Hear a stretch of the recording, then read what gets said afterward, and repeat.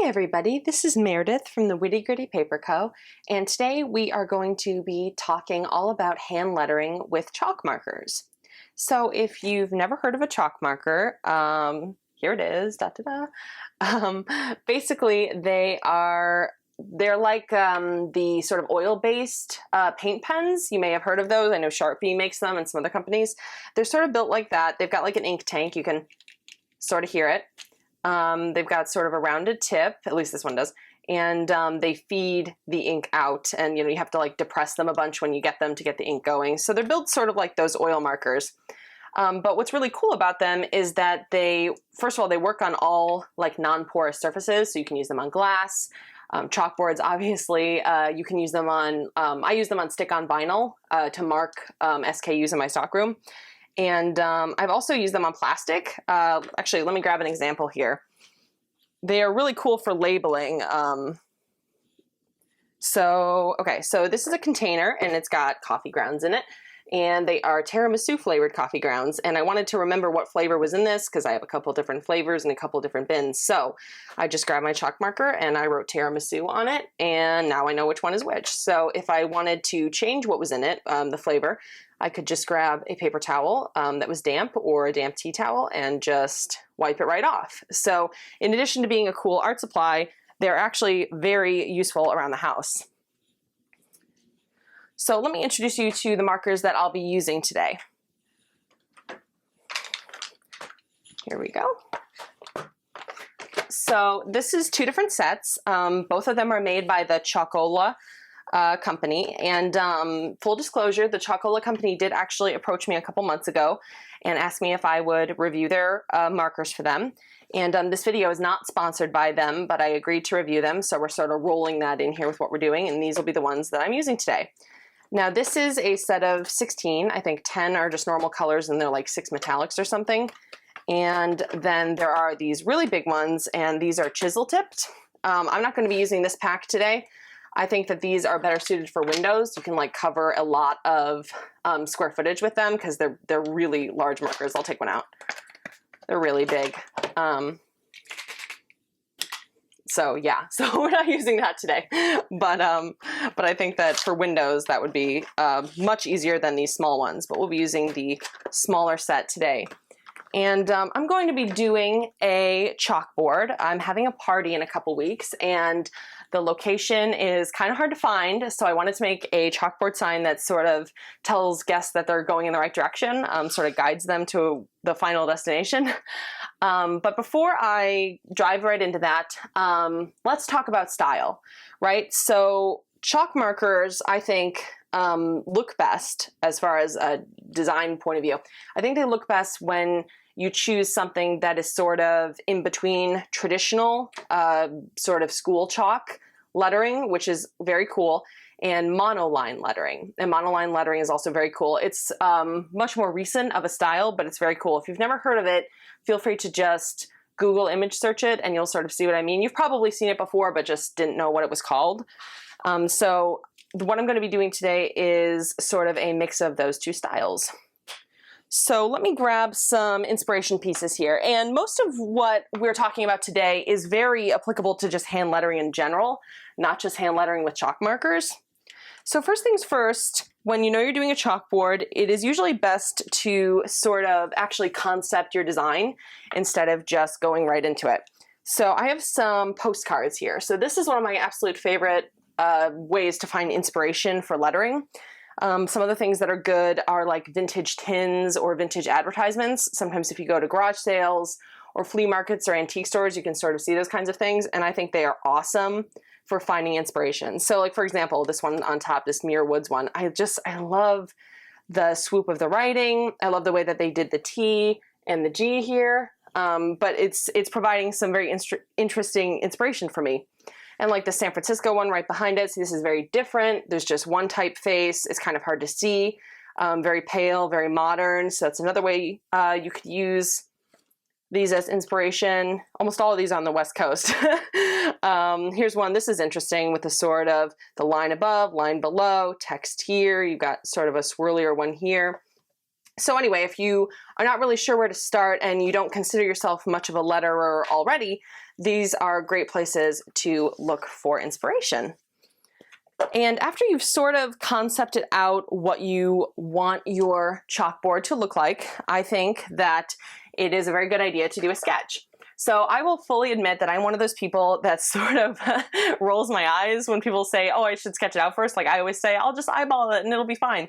And normally I would say that you can do that too, except for I really have found that if you don't sketch out your concept for a chalkboard, you end up just erasing it a lot because things aren't really spaced out correctly, or you decide you don't like the composition or whatever. It's just sort of, you'll already end up wasting a lot of time and effort if you don't have some sort of idea of what you want to do drawn out. So I have two different layouts drawn here. I'm doing a rectangular chalkboard, and I want my chalkboard to say the party is this way. So both of them say this. So this one on top, it has sort of what that postcard had. It has like these sort of sweepy roller coastery slants to the words. So I want the emphasis to be on the party, and then, you know, is this way is smaller on both of the designs. And this one up top is a little bit more traditional classroom chalk lettering, and down here it's more monoline, and this one is monoline here and then a little bit more tradish down below. So for our purposes today, for this video, I'm going to be doing the one on the top.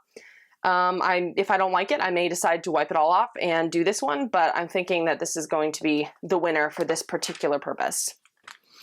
So some of the other advantages of using chalk markers are over like traditional chalk is, well, first of all, you don't get that sort of dusty film on your hands. And I know that doesn't bother people, and other people it really bothers them. I personally have a weird thing. I don't like anything sticky or dusty or filmy on my hands. It makes me like I really don't like it. So I have worked with classroom chalk. I love the results, but I don't really love the process just because I don't like the way it feels.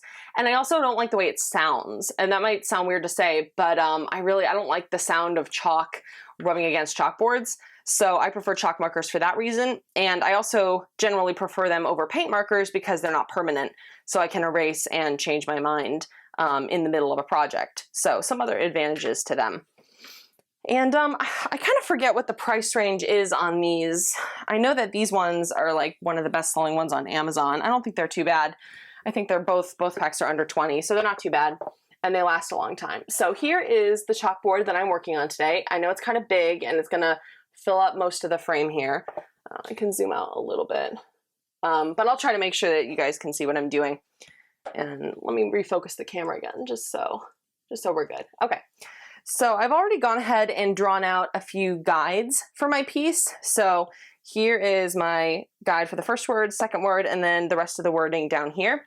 And this may look a little childish to actually draw guides, sort of. You probably remember these kinds of guides, you know, bottom, middle, and top from when you were learning cursive or learning to print in like kindergarten.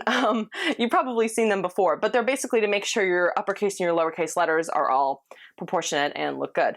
So I like to do this. I've always done this. It, in my opinion, makes just composing the whole thing a lot easier. You don't have to, but I do recommend it. And I also do it in my sketches too, just to make sure that everything looks as good and symmetrical and sort of straight as it can. So let's talk about color palette really quick before we dive right in. And I'm going to be using this white that I've already shown here.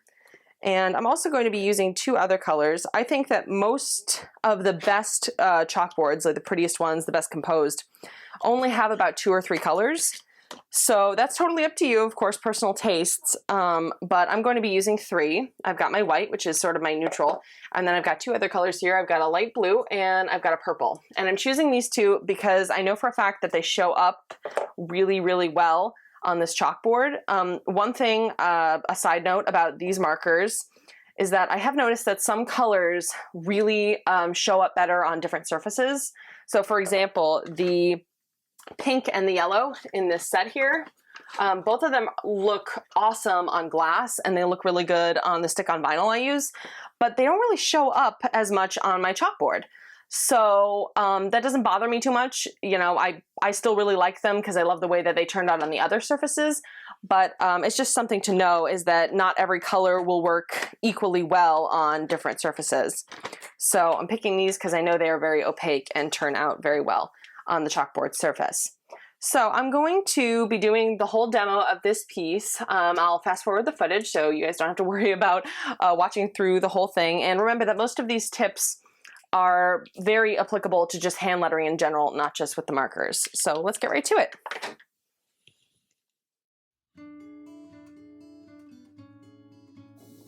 I'm starting out my chalkboard by just drawing some of the most basic outlines of my letters. I want to make sure that I put enough space between them. This is very important. A lot of people make their letters too close together and then find they have to start over.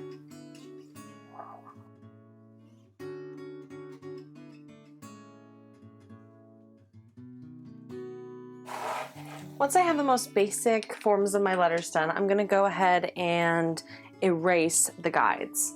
And this is a good time to do this because you don't want to go erasing the guides with any more detail on your piece, because when you erase the guides, you're actually probably going to mess up your letters a little bit. It gets a little messy. The best way that I've found to erase these is to take a damp paper towel, or you could use a tea towel, that's fine, and wrap it around your finger. Wrap it around your finger and then like hold the excess down with the rest of your fingers, and then just go in and gently rub away the areas that you want to erase. And you also have to have a dry paper towel nearby to sort of wipe up the excess, because when you just do it with the wet one, it sort of leaves a film. So you have to have both the wet and the dry to really get rid of it. And this process can be a little time consuming, this step, but you really don't want your final work to look messy. So I think that this is the best time to do it. And if you take off a little bit of your letters too, don't worry. You can always redraw them. As you may guess, this is my least favorite step in doing a chalkboard. Now that I've got all my guides erased, I'm going to go ahead and thicken up some of the letters. So the key to thickening up your letters is just to remain consistent on where you're thickening them up. If you find at any point while doing this that your marker is sort of running dry, all you have to do is squish down the tip a couple times and it'll get the ink running a lot easier. Also, be sure to be mindful throughout this whole process where you are resting your hand, because you can accidentally smudge your work if you're not being mindful. Once you have your letters mostly the way that you would like them, it's time to start adding dimensionality. This is one of the most important elements in making your chalk piece really, really stand out. It looks nice now, but this just really helps it pop off the page. And there are two different ways you can do this. You can do line shadowing, or you can do a sort of tick shadowing. I'll be doing the tick shadowing because I like it better, but the line shadowing is often easier for beginners.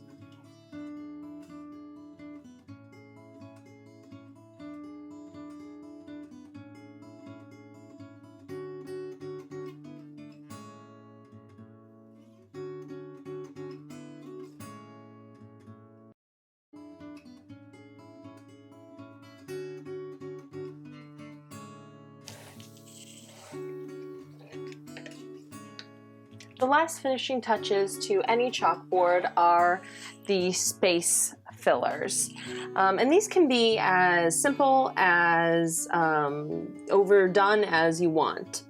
I'm just going to be doing some little ones that sort of look like flower petals or raindrops.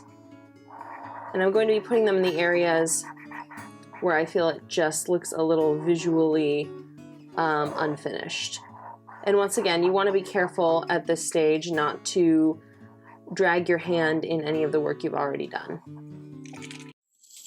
Okay, so the chalkboard's all finished. I'm pretty happy with the way it came out. I think in the future I might go with something a little bit more like the second design. I hope you guys can see this. I know it's a really big chalkboard, so let's see the shading.